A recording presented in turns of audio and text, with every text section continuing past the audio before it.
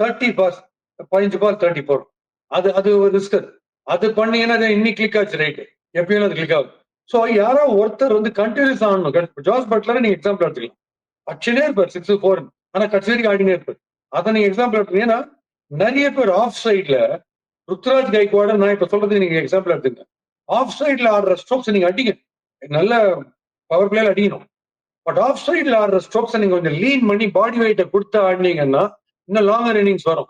இவங்க என்ன பண்றாங்க, நின்ற இடத்துல இருந்து அப்படி ஆடுறதுனால ஆயுஷ் மாத்ரேயோட டிஸ்மிசல் சொல்றேன், நின்ற இடத்துல இருந்து அடிக்கும் போது அது close to the body pitch ஆகும் போது பேட்டை கீழே எடுத்து வரும்போது இந்த குனிய மாட்டேன்றீங்க. அப்போ வந்து பேட் ஃபுல் பேட் போறதுக்கு மேல பேட் இப்படி போகுது ஆங்குலரா போகும்போது ஸ்லைஸ் ஆகி இன்னைக்கு அவுட் பாருங்க, இல்ல மிட் ஆஃப் அவுட் இல்ல பாயிண்ட்ல out. So off side play வந்து உங்களுக்கு கம்ப்ளீட்டா கிளியர் பண்ணணும்னா இன்னும் கொஞ்சம் பாடி வெயிட் நீங்க கிட்ட கொடுக்கணும். பட் நீங்க அப்படியே நின்று இல்ல ஜஸ்ட் கேஷ்ல சுனில் நாராயண் ஆடுவாரு, அந்த மாதிரி ஆடுறீங்க. அது வந்து இவங்க மாத்திக்கணும்.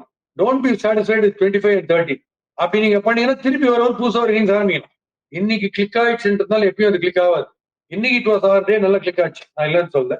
இந்த விஷயத்த அவங்க எல்லாம் ஆயுஷ் மாத்திரம் எல்லாம் டெவாஸ்டேட்டிங் அடிக்க முடியும். ஒரு 80-90 ஈஸியா அடிச்சு கம்ப்ளீட் கான்பிடன்ஸ் கலைக்க முடியும்.